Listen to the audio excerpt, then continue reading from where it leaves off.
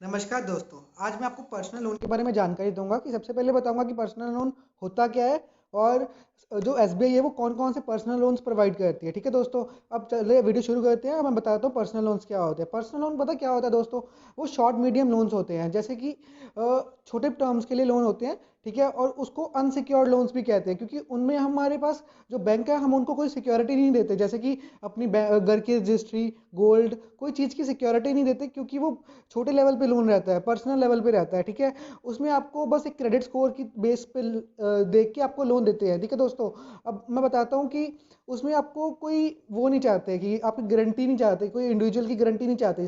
सिर्फ आपके जो आपका जो पुराना क्रेडिट स्कोर है बैंक के पास, ठीक है, उसको देख के ही आपको पर्सनल लोन दिया जाता है। ठीक है, लोग पर्सनल लोन लेते क्यों है इसमें बता देता हूँ। क्योंकि उनको, जैसे कि वेडिंग है, किसी आप घर पे किसी के आपके जैसे देखा जाए तो घर पे भाई बहन की शादी है, तो उसके लिए पर्सनल लोन लिया जाता है। ठीक है, कोई अनएक्सपेक्टेड थिंग हो गई, जैसे किसी का एक्सीडेंट हो गया, मेडिकल हेल्प के लिए आपको पर्सनल लोन मिल सकता है। ठीक है, और किसी ने घर रेनोवेट करवाना है तो वहाँ पे आपको पर्सनल लोन की ज़रूरत हो सकती है। और इस पर्सनल लोन का क्राइटेरिया मेनली आपकी क्रेडिट हिस्ट्री पे ही डिपेंड होता है। ठीक है, उसके बाद जो इसका अप्रूवल रेट है वो आपको 30 मिनट्स में अप्रूव कर देता है बैंक, अगर आप एलिजिबल हो पर्सनल लोन के लिए। ठीक है दोस्तों, और जो इसका सिबिल स्कोर है वो आपको 750 से अबव रखना चाहिए, तो ही आपको जो पर्सनल लोन ग्रांट आपको इतनी जल्दी से जल्दी होगा। ठीक है, और इसका जो लोन साइज रहेगा वो मैं बताता हूँ आपको। 50,000 से लेके 25 लाख तक आपको इसका लोन मिल जाएगा पर्सनल लोन में एसबीआई में। ठीक है, और इसका टेन्योर रहता है आपको 1 से लेके 5 साल के बीच में ही उसको आपको बैंक को वापस करना होता है। ठीक है, बट इसमें एक प्रॉब्लम होती है, इसका इंटरेस्ट रेट बहुत हाई रहता है, जिसका कि जो वेरी करता है 3% से लेके 10% तक। ठीक है, और उसके बाद मैं आपको एग्जांपल देके बताता हूँ कि आपको जो इंटरेस्ट रेट है वो कितना पड़ सकता है। ठीक है, सबसे पहले देख बताओ, जैसे मैंने 5 लाख का लोन लिया बैंक से। ठीक है, इस पे मुझे 15% इंटरेस्ट रेट लग रहा है, तो और मेरी जो ईएमआई आ रही है वो बन रही थी कुछ 1800, लाइक 11,895 रुपये। ठीक है, बट जो इसका प्रिंसिपल अमाउंट था वो 25 लाख था। ठीक है, अब जो मुझे इंटरेस्ट पूरा ओवरऑल कैलकुलेट करके मैं बताता हूँ मुझे कितना पड़ा था। वो पड़ा था 2,13,000 रुपये और 600 लाइक 90 रुपए करीब करीब। ठीक है, तो सोचो दोस्तों, मुझे 2,13,000 रुपये नियरली इंटरेस्ट ही पड़ा, सिर्फ 25 लाख पे जो मैंने लोन लिया। तो उसका इंटरेस्ट रेट बहुत हाई रहता है, मेरे को 15% पड़ा था, इसीलिए मैंने आपको बताया। ठीक है, इसका जो लॉक इन पीरियड रहता है वो रहता है 3 से लेके 12 मंथ तक।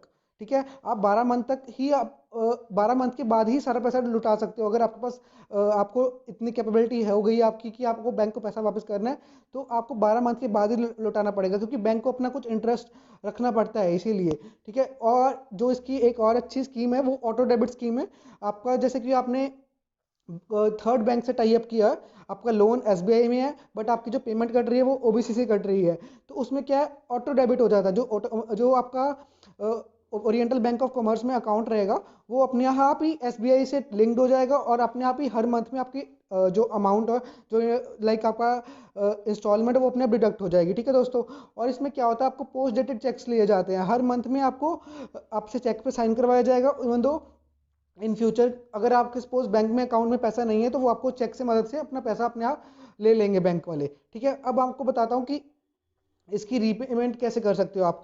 ठीक है, एनुअल इनकम आपके जो होगा उस पे बेसिस पे आपको देखा जाएगा कि आपके कितनी कैलिबर है, आप कितना एलिजिबल लोन के लिए। ठीक है, जो कि मिनिमम इनकम होगी आपकी, अगर आप सैलरीड क्लास हो तो 15 से लेके 25 हज़ार तक तो वेरी करता ही करता है। और अगर आपका आप नॉन सैलरीड क्लास हो तो उसमें आपको अलग क्राइटेरिया रहता है। ठीक है, उसमें आपको देखा जाएगा कि आप बिजनेसमैन हो, प्रोफेशनल हो, उसके बेसिस पे आपको लोन दिया जाएगा। ठीक है दोस्तों, उसके बाद मैं आपको बताता हूँ कि कस्टमर की जो प्रोफाइल चेक की जाती है उसमें क्या क्राइटेरिया रहते हैं। सबसे पहले मैंने आपको बता दिया कि आप सैलरीड हो, सेल्फ एम्प्लॉयड हो, पर्सनल हो, बिजनेसमैन हो, उसके बेसिस पे ही आपको लोन दिया जाएगा। उसके बाद मैं आपको बताता हूँ कि आपकी जो ऑक्यूपेशन क्या है, इनकम कहाँ से आपको जनरेट हो रही है, उस पे बेसिस पे आपको चेक किया जाएगा।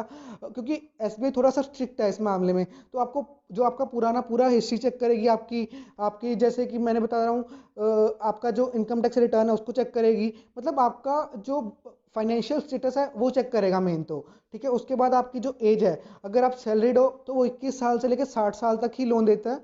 ठीक है, अगर आप नॉन सैलरीड हो तो 21 साल से लेकर 65 साल तक 5 साल इंक्रीज कर दिया फॉर नॉन सैलरीड, बिकॉज वो बिजनेसमैन होते हैं।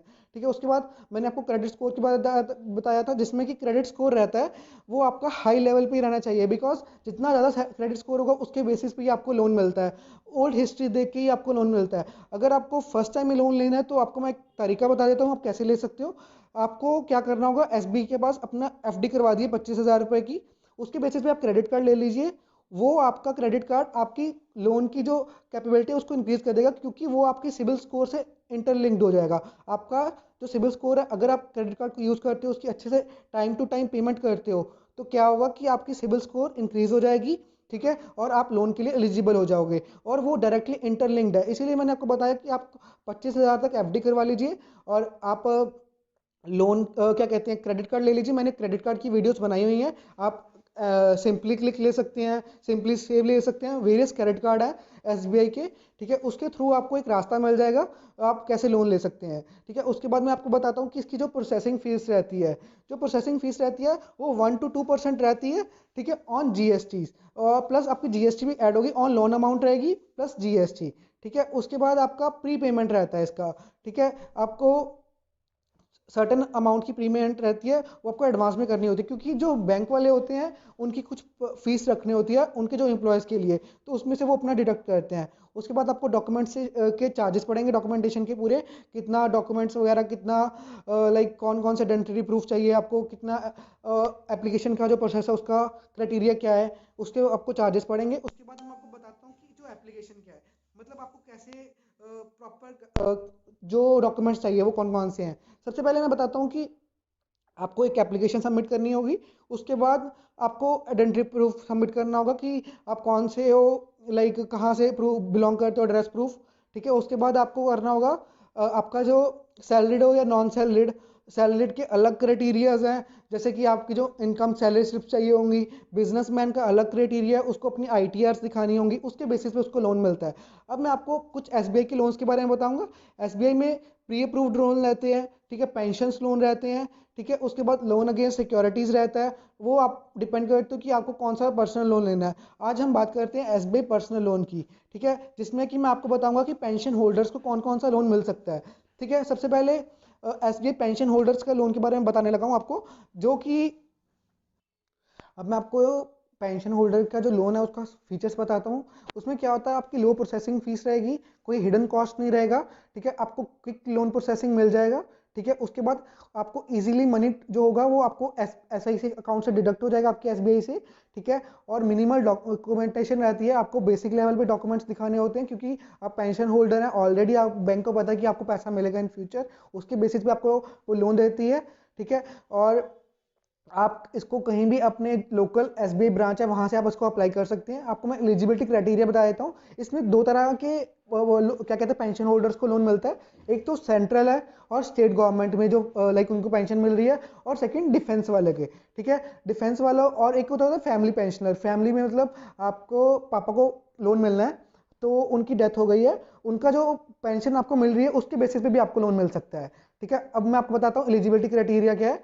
इसमें जो एज रहती है वो लेस देन 76 ईयर्स रहनी चाहिए, मतलब higher above the tag 76 year से कम होना चाहिए, ठीक है। उसके बाद जो पेंशन है वो आपकी मेंटेन विद एसबीआई होनी चाहिए, जो आपको पापा को यार आपको या किसी को भी पेंशन आ रही है वो आपके एसबीआई अकाउंट में ही आनी चाहिए, ठीक है। उसके बाद एनओसी चाहिए होती है for from the pension holders, कि मैं अपना सारा जो पैसा है इस बंदे को, मतलब पूरा एनओसी में लिखा जाता है कि मैं अपने पेंशन पे लोन लेने वाला हूँ, और एसबीआई के थ्रू मतलब वो पूरा डॉक्यूमेंट साइन होते हैं। उसके बाद डिफेंस में भी सेम प्रोसीजर है, और उसमें कोई एज बार नहीं है, बट आपको मिनिमम एज कोई भी आप कभी भी ले सकते हैं, बट जो हायर एज है वो 76 ईयर्स मैंने ऑलरेडी बता दी है, ठीक है। और इसमें नेवी में होना चाहिए जो पेंशन होल्डर है, आर्मी में, वो डिपेंड करता है वो कौन सी फील्ड में है, बट वो होना चाहिए पेंशन होल्डर डिफेंस में, ठीक है। उसके बाद फैमिली पेंशनर, जैसे आपके फादर मदर या कोई भी आर्मी में या किसी में भी डिफेंस वाली फील्ड में है या फिर पेंशन होल्डर है, तो आपको उसके बेसिस पे अकाउंट मिल सकता है लोन।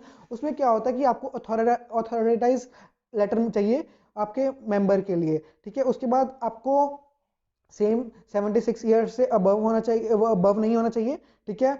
और जो आपका लोन का अमाउंट है वो भी वेरी करता है, वो डिपेंड करता है कि आपको कितने परसेंट तक लोन मिल सकता है, लाइक 2 लाख 3 लाख, वो सर्टेन क्राइटेरिया सेट हो जाएगा according to the pension which you are receiving. Okay दोस्तों, अगर आपको मेरी वीडियो अच्छी लगे तो लाइक करें और चैनल को सब्सक्राइब करें और प्रेस बेल आइकन, ठीक है, for more videos and updates. Okay दोस्तों, बाय।